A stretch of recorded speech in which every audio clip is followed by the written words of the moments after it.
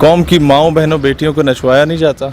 मैं तो तारिक जमील साहब से नाराज़ हूँ इस बात पे। आपने माफ़ी मांगी क्यों है? खलीलुर रहमान कमर को बोलते कि माफ़ी मांगो हमसे, वो इन्हें बताता कि फिर किससे माफ़ी मांगनी है, कैसे मांगनी है। तारिक जमील पूरी दुनिया फिरा हुआ है और ये तो लल्लू पंजू बैठे होते हैं ना मीडिया पे। वैसे उसने जिस तरीके से माफ़ी मांगी, उसने थप्पड़ ही मारा है इन लोगों को और एक बड़ा ज़बरदस्त छक्का मारा है। जी अस्सलाम वालेकुम नाज़रीन, मैं हूं आपका मेज़बान हुसनैन, आप देख रहे हैं नया पाकिस्तान। आज मैं मौजूद हूं एक इस्लाम पसंद नौजवान और सोशल मीडिया पे काफ़ी वायरल होने वाले नौजवान शहीर सियालवी के साथ। इनसे बात करेंगे जो आजकल सोशल मीडिया पे एक ट्रेंडिंग पे जा रहा है मौलाना तारिक जमील का जो मामला है कि जो सहाफ़ी बरादरान है उन्होंने मौलाना तारिक जमील साहब से माफ़ी का मुतालबा किया और मौलाना तारिक जमील ने लाइव शो में माफ़ी मांगी। तो शहीर भाई, इस हवाले से आप बताएं कि क्या जो मौलाना तारिक जमील साहब ने बात की थी कि मीडिया बेहयाई फैल चुकी है, मीडिया में हमारे माशरे में बेहयाई फैल चुकी है, हमारा माशरा झूठ बोल रहा है, हमारा मीडिया झूठ बोल रहा है, इस हवाले से क्या बताएं? और जो सहाफ़ी बरादरान ने जो माफ़ी का मुतालबा किया था, क्या ये उनका जायज़ था? देखें, सुबह मॉर्निंग शो पे जो हमारी माएँ बहनें बेटियाँ बैठ के देख रही होती हैं, कौम की माओं बहनों बेटियों को नचवाया नहीं जाता। ड्रामे में खुला लेने का तरीका बताया गया, मेरे ख्याल आधी कौम को नहीं पता था। तलाक की रेशो बढ़ चुकी है, सेपरेशन की रेशो बढ़ चुकी है जब से ये मीडिया हमारे घरों तक सरायत कर चुका है। इनके ड्रामाज में हमने हजूर अकरम अलैहिस्सलाम के अदब वाला एलिमेंट कम देखा है, बल्कि इस्लाम का एलिमेंट तो देखा ही नहीं है ना। हाँ, मॉडर्नाइजेशन को ज़्यादा देखा है, डायरेक्टली और इनडायरेक्टली इस्लाम पे सवाल करना ज़्यादा देखा है। इनडायरेक्टली हमारे तहतुल शऊर में वो बुत परस्ती भी लाई जा रही है। ड्राइंग रूम में ये बैठे होते हैं, पीछे वो बुद्धा साहब बैठे हुए होते हैं, पीछे किसी और का स्टैचू पड़ा हुआ होता है। और फिर मैं समझता हूँ ये जो DGISPR बार बार रोता था आसिफ गफूर के जी 5th जनरेशन वॉर, वो ये है कि किस तरीके से आपके मीडिया पे कंट्रोल ही नहीं है भाई आपका, कि आप अपने बच्चों को छोटा भीम कार्टून दिखा रहे हैं। वो छोटा भीम कार्टून में एक भगवान साहब होते हैं, अच्छे अच्छे काम करते हैं, लोगों की मदद करते हैं, मुश्किल में आ जाते हैं, और वो एक्चुअली भीम भगवान है। जय भीम का नारा लगाते हैं हिंदू वहाँ हिंदुस्तान में। अब आपका बच्चा जब छोटा भीम देखता है, वो शक्ल भी छोटे भीम की और भगवान की वही होती है जो हिंदू शो करते हैं। अब वो बच्चा जब मार्केट में जाता है, कराची में या रावलपिंडी में या किसी भी शहर में, जब वो दुकान में जाता है तो शॉर्पनर, रबड़, पेंसिल और डेकोरेशन पीस 20-20 रुपए या 30-30 रुपए के छोटे भीम वाले मौजूद होते हैं। तो होता क्या है कि वहाँ पर जो वालिद साहब हैं उसके सामने बच्चा लेट जाता है और नारे लगाता है, धाड़े मारता है कि जी मैं तो ये लेके जाऊँगा। जब वो ले जाता है और घर में ला के डेकोरेशन पीस को टीवी के ऊपर रख देता है, आपके हिंदुस्तान ने आपके घर में 30 रुपए में अपना भगवान पहुँचा दिया है। ये है आपका मीडिया, ये है 5th जनरेशन वॉर। हमें पता नहीं चल रहा जो झूठ बोला जाता है मीडिया पे। आप जनाब जो 3-4 औरतें निकल जाती हैं या 5-7 औरतें निकल जाती हैं नीम बरहना हालत में मेरा जिस्म मेरी मर्जी का नारा लगाते हुए, जो वहाँ पर 3rd क्लास किस्म के मेरा जिस्म मेरी मर्जी से पैदा होने वाली जो नाजायज़ औलाद होती है, वो बैठ के इस्लाम को एक मुतशद्दिद किस्म का मज़हब। शहीद भाई, मैं बात उन्होंने भी मुतालबा किया कि मौलाना साहब हमसे भी माफ़ी मांगी, अगर आपके इल्म में हो। उन जो मेरा जिस्म मेरी मर्जी वाली औरतें बाहर निकली थी, उन्होंने भी मुतालबा किया मौलाना तारिक जमील साहब हमसे भी माफ़ी। किस चीज़ की माफ़ी मांगे? आप कहती हैं कि मेरा जिस्म मेरी मर्जी, कोई भी आके चढ़ दौड़े उस पर, जो मर्जी उस पर करे। अबॉर्शन राइट्स आपने दिए हुए हैं, आपने हर कुछ किया हुआ है। भाईजान, ये इस्लामी जमहूरिया पाकिस्तान है और मोहतरमा ये इन मोहतरमाओं को पता होना चाहिए कि ये अगर पाकिस्तान ना बनता ना, जहाँ तो मेरा जिस्म मेरी मर्जी के नारे लगा रही हो, तो आज तुम लोग या तुम्हारे जो बड़े जिस कुर्सियों पे, आला कुर्सियों पे बैठे हुए ना, वो हमें भी पता है कौन कौन किस किस महकमे में बैठा हुआ है। इनका बड़ा बाप दादा जो है वो उन कुर्सियों पे ना बैठा होता, किसी हिंदू बनिए की गाड़ी के टायर साफ कर रहा होता। और इन औरतों के रेट लखनऊ, दिल्ली और मुंबई के बाजारों में लग रहे होते जिन्हें बाइज्जत शहरी पाकिस्तान ने बनाया है। इनकी क्या हैसियत थी? दलित और शूदर से गया गुजरा सलूक इनके साथ हिंदू करता। तो जो सहाफ़ी बरादरान ने मौलाना साहब से माफ़ी का मुतालबा किया है, तो क्या उसके बारे में क्या कहते हैं कि लाइव प्रोग्राम में, लाइव शो में बैठ के वो कह रहे हैं कि हमसे माफ़ी मांगी जाए, कौम से माफ़ी मांगी जाए? देखें, सच बड़ा कड़वा होता है और वो मीडिया जो प्रोमोट करता है शर्मीन आबिद चिनॉय को, वो मीडिया जो प्रोमोट करता है मलाला को, इन लोगों ने अपनी माँ बना के बिठाया हुआ है। सारी दुनिया को पता है कि ड्रामा है। तोहमत लगा के माँ पे जो दुश्मन से दाद ले, ऐसे सुखन फरोश को मर जाना चाहिए। अपनी धरती माँ पाकिस्तान पे तोहमत लगा के बैनुल-अक़वामी सतह पे वो नोबल और ऑस्कर प्राइसेस ले रहे हैं कि हर दूसरी औरत है उस पर तेज़ाब फेंका जा रहा है पाकिस्तान में, हर दूसरी औरत को स्कूल जाने से रोका जा रहा है। ऐसे लोगों को मीडिया ने चढ़ाया, झूठ बोला, फरेब किया। भाई किस चीज़ की माफ़ी मांगे? मैं तो तारिक जमील साहब से नाराज़ हूँ इस बात पे। आपने माफ़ी मांगी क्यों है? मीडिया को कहता हूँ खादिम रिजवी को बोलो ना माफ़ी मांगे, लग पता जाएगा माफ़ी मांगी कैसे जाती है। इनको अभी ठीक बंदा टकरा नहीं है। अब्दुल मालिक के एक प्रोग्राम में इससे पहले खलील रहमान कमर को बोलते कि माफ़ी मांगो हमसे, वो इन्हें बताता कि फिर किससे माफ़ी मांगनी है, कैसे मांगनी है। वो जो हलीलुर रहमान कमर ने भी एक बयान दिया है कि इन लिफाफा लेने वाले सहाफ़ियों को कुत्ते की मौत मरना चाहिए। इससे भी बुरी मौत मरना चाहिए, लेकिन अब मैं रोज़े की हालत में हूँ, मैं वो लफ्ज़ उस जानवर का नाम लेना मुनासिब नहीं समझता। तो आपने देखा मालिक साहब के प्रोग्राम में इन्होंने रिजवी साहब के साथ जो, बल्कि रिजवी साहब ने जो इनकी तबीयत सुथरी की थी, मैं समझता हूँ तारिक जमील साहब बड़े सादा से आदमी हैं, इनको ज़रा टेक्निकल प्ले करना चाहिए था, इन्हें शट अप कॉल देनी चाहिए थी। ये फिर किसी पे भी चढ़ दौड़ते हैं मीडिया वाले, इन्हें खुला छोड़ दो ना। ये मैं वो अल्फाज नहीं इस्तेमाल करना चाहता।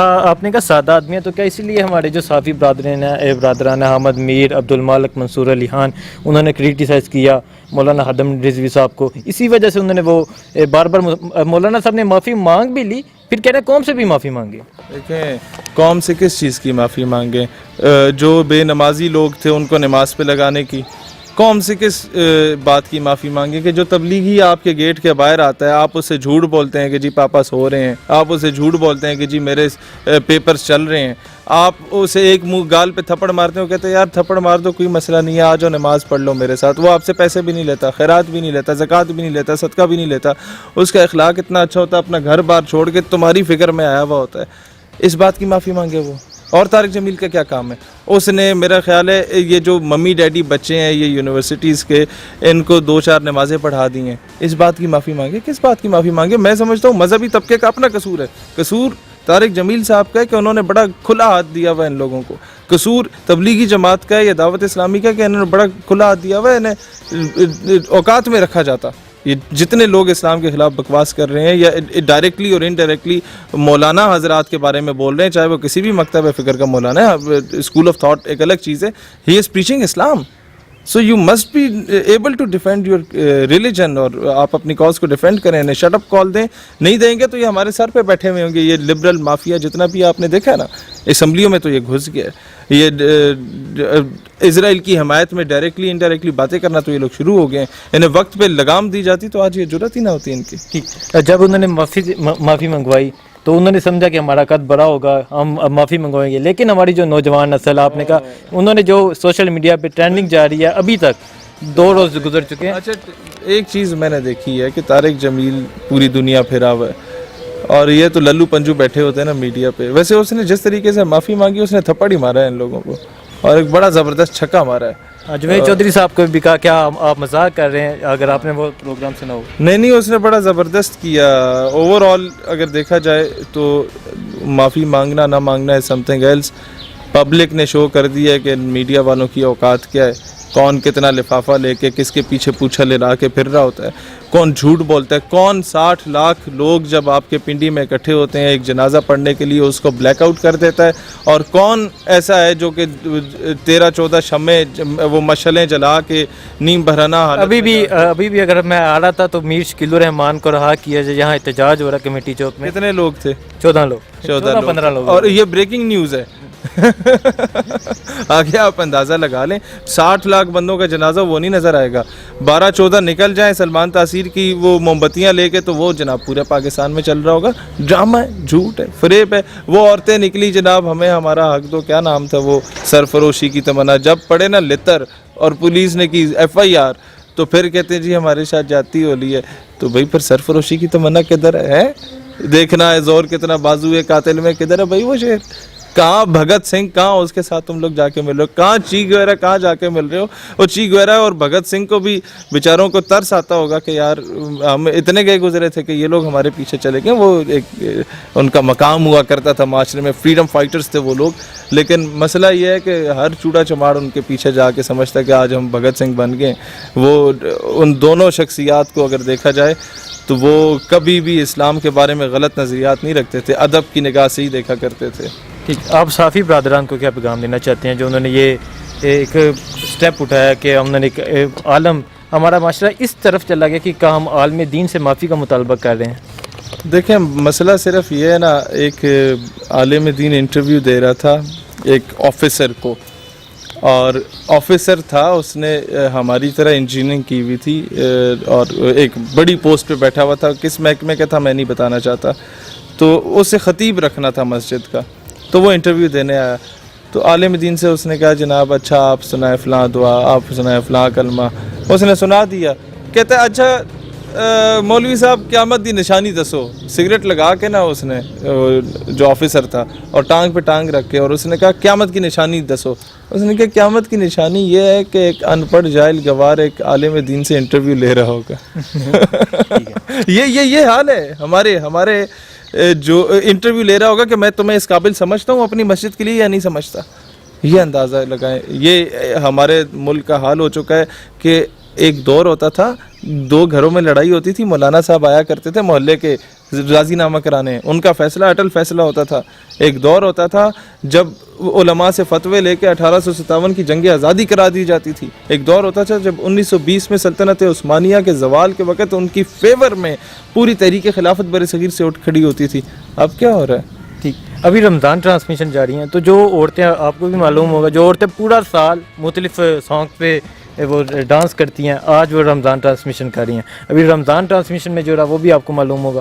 تو یہ صحافی برادران جو اس کے خلاف آواز کیوں نہیں اٹھاتے؟ دیکھیں بات یہ ہے کہ اس طرح کے عورتیں جب تک نیم برہنہ حالت میں اپنی رانیں ننگی کر کے اور اپنے جو ہے وہ جسم کی نمائش جب تک نہیں کریں گی, ان کو وہ باہر کی کمپنیز کے ایڈز نہیں ملیں گے, اور جب تک وہ ایڈز نہیں ملیں گے ان کا کاروبار نہیں چلے گا. پھر کہتے ہیں مولانا صاحب جھوٹ بولتے ہیں کہ جی معافی مانگیں کہ جی میڈیا جو ہے وہ جھوٹ چلاتا ہے اور غلط چلاتا ہے. میڈیا کے مالک نے یہ کہا, کس مالک نے کہا, کس چینل کے مالک نے کہا.